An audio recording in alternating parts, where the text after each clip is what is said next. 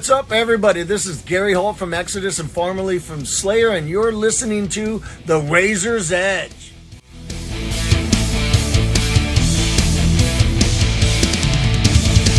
Hi, it's Kat from The Razor's Edge here for Saturday Bloodstock, and I'm here with Tiberius. How are you guys?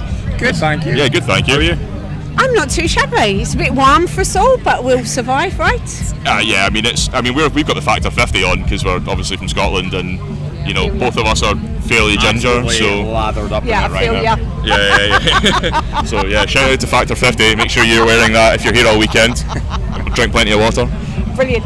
It's your first appearance here. How are you feeling? Very much looking forward to it. We were here all day yesterday, and we caught a bunch of bands on the main stage and on the New Blood stage, and a couple on the stage that we're playing today. So yeah, very much looking forward to it. Yeah, we're really excited. I mean, I came here in 2017 and was sort of milling around trying to plug the band back then, and you know, it's a big deal for us because, funnily enough, we actually competed in Metal to the Masses all that time ago, and oh wow! Yeah, and we didn't make it through to the second round, I don't think. No, we did. We didn't get around the third round, I think. Yes, I believe there was a gentleman that maybe made the assumption. We weren't afterwards. A Bloodstock band, we weren't a Bloodstock but you know what? band. We're not salty about it because actually, in hindsight, I don't think we were ready. No. And it kind of lit a bit of a fire under us, and we're like, you know what?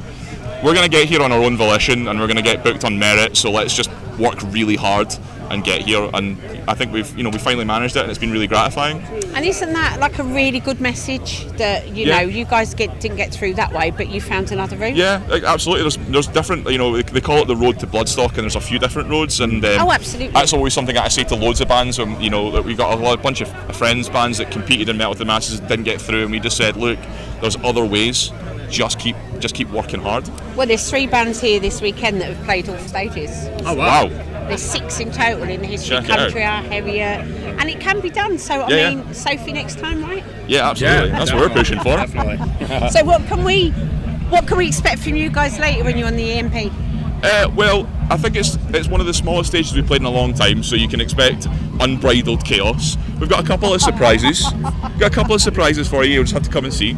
But you know, I don't know if you caught us at our Radar Festival slot on main stage about a month ago. One of our reviewers did, yeah. Oh, amazing! Well, they'll have seen a little bit of what we had planned. Okay. So basically, if you saw that, more of that, and if you didn't, you'll just have to wait and find out.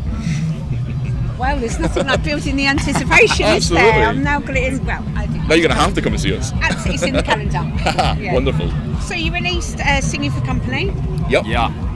What is that writing process like for you as a band? Because everybody does it so differently, don't they? Sure. Yeah. I mean, it really does start with, I think, the germ of the idea comes from the guitars. Chris and I write a lot in a program called Guitar Pro, so we can sort of get an audio representation of what we're writing as we play. Plus, also our memories are crap, so it's kind of good to have it notated down.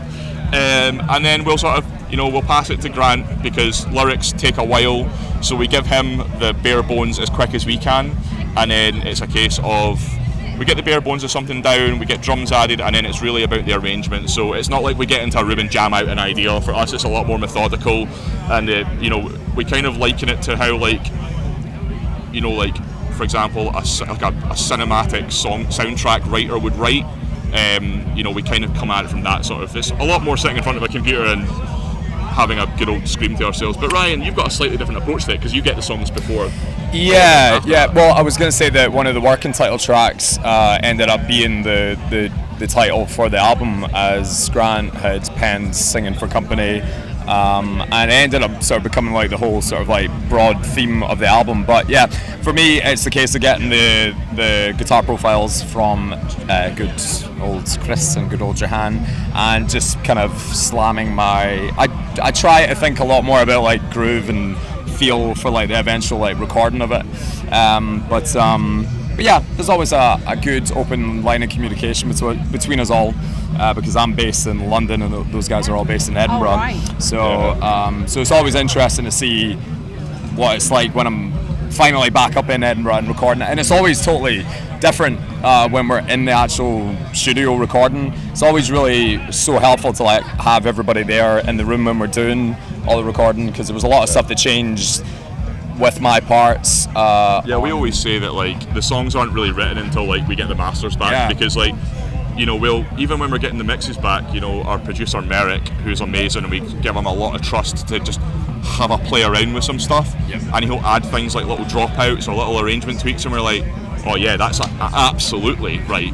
And then at that point we feel like, because we're always constantly changing stuff when we're recording, we're like, oh, this doesn't really work with your vocal hook, let's add something, or this song needs a chorus, can we bash one out? So there's been situations like that. It's a good lesson in not being too precious about stuff that you're coming in with, because I'm very much like, right, okay, I know what I'm going to play for the specific part, but actually, no you don't. No, you're not. But for specifically singing for Company, I remember Chris was very much like, actually, see, instead of that, go hold that back and just like do this, and I was like, yes, actually that fits much better, and yeah, I think that's going forward, it's always nice to have sort of everybody. So you're all pretty much on the same wavelength. You're happy to take that criticism from each other absolutely, change things about, and that's really good, isn't it? Yeah, I don't think you should come at songwriting with any sort of ego, because it becomes counterintuitive, and we're all pulling in the same direction for basically the greater good, I guess. Admittedly, Chris came to the table with a lot more musical ideas than I did to begin with, and my hand was more or less a lot of arrangement and production stuff this time round, whereas our first album was kind of like 50-50 core ideas between the two guitar players, but I definitely was, I do a lot of the other stuff for the band, like managing and booking, and I actually just had arguably less time to write, and so I came at it from a more of an arrangement point of view, being like, right, you've come up with some great ideas, let's turn this into an actual song now. So what can we expect to see from you guys in the next 12 months? Ooh, right, okay. Anything you can talk about? Let us know some dates you're doing. Heading off on tour next month. We're doing a UK run before we head over to Prog Power in Europe in the Netherlands, but we're playing Edinburgh, Newcastle, Manchester. We're playing in Newcastle, that's the first time we're playing there, but then we're also playing in London. There's somewhere else. So the dates go Edinburgh, Newcastle, Manchester, Nottingham. We're playing Billy Bootleggers. We're very excited about that. And then we're playing Cart and Horses in London, which is obviously the home of Iron Maiden. Yeah. Really big deal for us as big Maiden fans. Yep. And then we're over to the Netherlands, to Barlow, to play Prog Power Festival. Sounds exciting. Yeah, we can't wait. Honestly, we've had a really busy year, and it's nice to see those sort of numbers ramp up across everything that we do, the amount of support, the amount of people singing our lyrics back, it's it's been really, really gratifying. Yeah. And finally, we were asking everybody at the festival, sadly we lost Ozzy a few weeks ago, so what does Ozzy and Black Sabbath mean to you? Well, I remember the first time I ever went to London on a wee holiday with my family, and I'd got given the best of Black Sabbath for a birthday present, and I hadn't listened to them much before at all. I was first first kind of fell in love with Ozzy through the Osbournes on MTV, and then going back through and then listening to that whole back catalogue and then jumping onto Blizzard of Oz, it just kind of solidified that love for him as a person, but then also an appreciation for everything that Black Sabbath have done.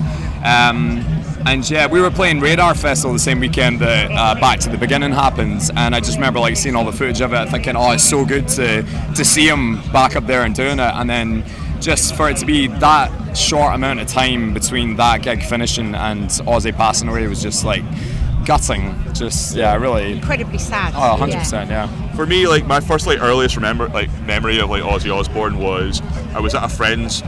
We were at high school and we had our hour off for lunch, and we would go back to one of our friends' houses because he lived really close. We had to feed his dog or something, and I just turned on MTV2, and it was the first time seeing Shot in the Dark as the music video.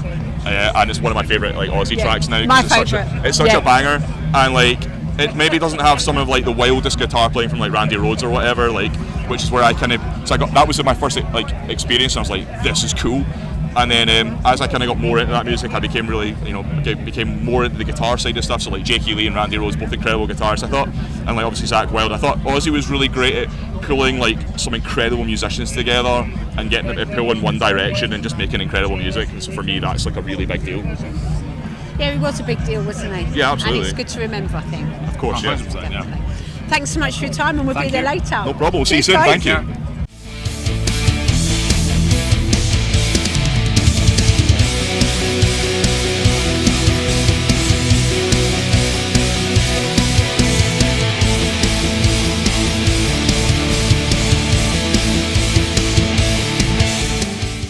Listening.